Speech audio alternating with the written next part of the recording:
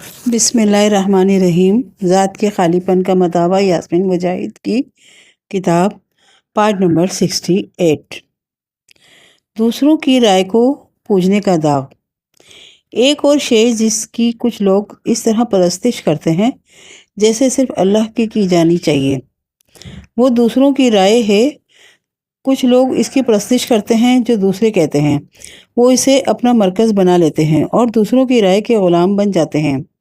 کچھ لوگ دوسروں کے سامنے اپنے امیج تصور کے بارے میں جنون میں مبتلا ہو جاتے ہیں۔ سوشل میڈیا وہ پلیٹ فارم ہے جہاں وہ اس بات کا اظہار کرتے ہیں کہ وہ کتنے کامل ہیں، کتنا کامل ان کا گھرانہ ہے، بچے، شادی اور زندگی ہے۔ جس شخص میں کوئی خامی ہو یا درجہ کمال کو نہ پہنچے، اس کے لیے فوٹو شاپ کا سہارا لیا جاتا ہے کہ وہ ظاہراً کامل بن جائے۔ دنیا کو کامل دکھائی دینے پر اتنی توانائی خرچ کی جاتی ہے کہ حقیقی نمو یا انہیں درپیش اصل مسائل سے نمٹنے کے لیے توانائی ہی باقی نہیں بچتی۔ مثال کے طور پر، بعض خاندان اپنی بیٹیوں کو صرف اس لیے بدسلوکی کرنے والے خاوند کے پاس واپس جانے پر مجبور کرتے ہیں کہ لوگ اسے طلاق یافتہ نہ کہیں۔ یہ غلامی ہے اور نرا ظلم۔ ایسا کیوں ہوتا ہے؟ ہم اس طریقے سے ظالم بن کر دوسروں کو اس ظلم کا شکار کیوں کرتے ہیں؟ یہ ظلم ہر بار برپا ہوگا جب بھی ہم اپنی زندگیوں اور قلوب میں اللہ سبحانہ تعالیٰ کے لیے مخصوص جگہ کسی اور کو دیں گے۔ ہم خود غلام بنیں گے اور دوسروں کو بھی بنائیں گے۔ قرآن پاک میں ہے، سورہ نمبر 31 آیت نمبر 13۔ یاد کرو جب لقمان اپنے بیٹے کو نصیحت کر رہا تھا، اس نے کہا، بیٹا، خدا کے ساتھ کسی کو شریک نہ کرنا۔ حق یہ ہے کہ شرک بہت بڑا ظلم ہے۔ ثقافتی پرستش کا داغ۔ ایک اور حریف جو اللہ کی راہ میں رکاوٹ بنتا ہے وہ ہے ثقافت۔ انفرادی طور پر یہ ثقافت کا حصہ بننا بالکل قابل قبول چیز ہے، اس حد تک کہ یہ اللہ یا اس کے رسول صلی اللہ علیہ وآلہ وسلم کے کسی حکم سے نہ ٹکراتی ہو۔ اسلام ثقافتی رسوم اور رواج، مثلا لباس، کھانے وغیرہ کی عادات کو ختم کرنے کے لیے نہیں آیا۔ اسلام تو آیا ہے ہدایت اور آگہی دینے کے لیے۔ لیکن جب لوگ اپنی ثقافت کی پرستش شروع کر دیں تو لوگ اسے اپنے رب کے قوانین پر ترجیح دینے لگتے ہیں۔ یہی موقف قریش مکہ نے اپنایا جب انہوں نے دین کے احکامات کو تسلیم کرنے سے انکار کر دیا، کیونکہ یہ ان کی ثقافت سے لگا نہیں کھاتے تھے، مطلب ثقافت کے قریب نہیں تھے یا ثقافت سے دور تھے، ایسا سمجھ لیں آپ۔ بالکل اسی چیز کا اطلاق مغربی ثقافت پر ہوتا ہے۔ مثال کے طور پر، اکثر فیشن ہمیں ایسا لباس زیب تن کرنے کو حکم دیتا ہے جو خدائی قوانین سے ٹکراتا ہے۔ خوبصورتی کا جو معیار سماج ثقافت نے متعین کیا ہے، عموماً خدا کے مقرر کردہ خوبصورتی کے معیار سے ٹکراتا ہے۔ ان معاملات میں ہمیں لازماً یہ فیصلہ کرنا پڑے گا کہ ہمارا حقیقی آقا کون ہے۔ مثال کے طور پر، حجاب صرف وہ کپڑا نہیں جو ہم سر پر لیتے ہیں، حجاب عبادت کا ایک عمل ہے۔ یہ قلب و اعضاء کا بیان ہے کہ ہم فیشن کی یا ثقافت کی عبادت نہیں کرتے، ہم رب کی عبادت کرتے ہیں۔ اور حجاب اوڑھ لینے کا مطلب یہ نہیں کہ ہم کامل ہیں، اور آپ اس وقت تک انتظار نہیں کر سکتے جب تک آپ اسے اوڑھنے کے لیے کامل نہیں بن جاتے۔ یہ شیطانی حربہ ہے۔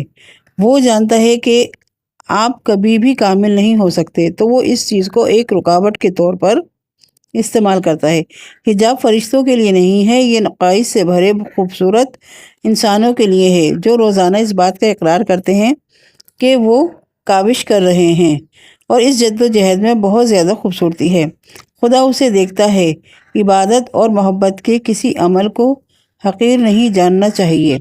ہو سکتا ہے اطاعت کا یہی انداز رب قبول کر لے اور اس کی وجہ سے خدا تمہاری دیگر خامیوں کو معاف کر دے۔ عبادت کا جوہر اطاعت ہے اور اطاعت کی جڑ محبت ہے۔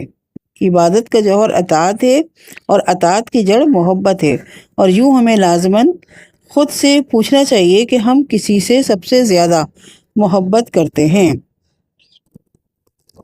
اس سوال کا جواب ہمیں اس تک لے جائے گا جس کی ہم سب سے زیادہ محبت کرتے ہیں یا اطاعت کرتے ہیں۔ کیا یہ ثقافت ہے، سماج کے معیارات، فیشن، دیگر لوگوں کا ادراک اور ان کی آراء، یا یہ خدا ہے؟ غیر صحت مندانہ وابستگیاں۔ ہر مخلوق اپنی تخلیق کا مقصد پورا کرنے کے لیے تڑپتی ہے۔ دیکھنے کی آرزو ہر آنکھ کی ہوتی ہے، ہر کان سماعت کے لیے تڑپتا ہے، معدے کو کھانے کی طلب ہوتی ہے، قلب میں پیار کی آرزو جگمگاتی ہے، اور ہم میں سے ہر ایک کے اندر ایک تخلیق شدہ شے ہے۔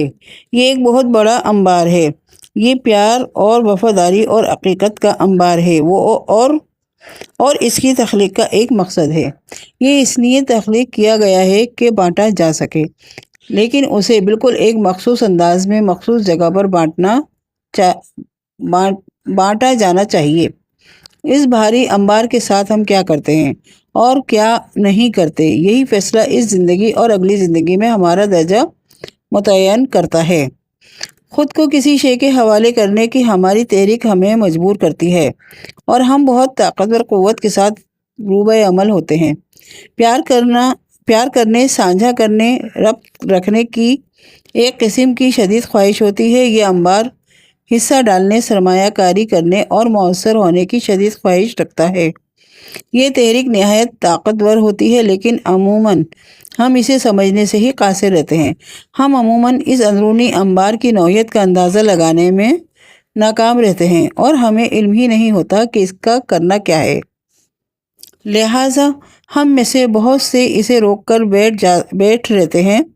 ایسی چیز کو روکنے کی کوشش کرنا جو بنی ہی بانٹنے کے لیے ہے، یہ ایسے ہی ہے جیسے ہم ٹک ٹک کرتے کسی بم کو اپنے سینے میں چھپا لیں۔ آخر کار یہ ہمارے اندر ہی پھٹ جائے گا اور خالی پن کا ایک تاریک گڑھا پیدا کر دے گا۔ اس طرح سے ہم داخلی دھماکے کا شکار ہو جاتے ہیں، اور پھر ہم میں سے کچھ ایسے ہیں جو اسے بانٹتے ہیں، لیکن ہم اسے غلط طریقے سے اور غلط ہاتھوں میں دے دیتے ہیں۔ ہم اسے اپنے پیشے کو دینے کی کوشش کرتے ہیں، سارے کا سارا، اس کا آخری قطرہ تک۔ ہم اسے اپنی زندگی بھر کے پیار کو دینے کی کوشش کرتے ہیں، ہم اسے دنیا کو دینے کی کوشش کرتے ہیں۔ اس انبار کو اپنے خالق کے علاوہ کسی اور کے سپرد کر دینے کا انجام مثل عذاب اور اندرونی نقصان کا باعث بنتا ہے۔ اللہ قرآن میں فرماتا ہے، سورہ نمبر 21 آیت نمبر 22، اگر آسمان و زمین میں ایک اللہ کے سوا دوسرا خدا بھی ہوتے تو زمین اور آسمان اور دونوں کا نظام بگڑ جاتا۔ بس پاک ہے اللہ رب العرش ان باتوں سے جو یہ لوگ بنا رہے ہیں۔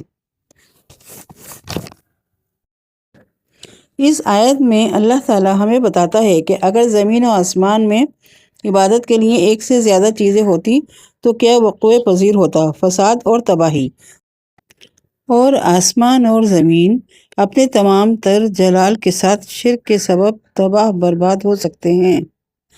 تو مسکین سے انسانی قلب کا کیا حال ہوگا؟ ایسے قلب پر کیا گزرے گی جس میں قطعی پیار، خوف، امید اور عقیدت کے لیے ایک سے زیادہ چیزیں داخل ہو جائیں؟ اس پر کیا بیتتی ہے جو اس اندرونی انبار کو اس کے خالق کے سوا کسی اور کے سپرد کر دیتا ہے؟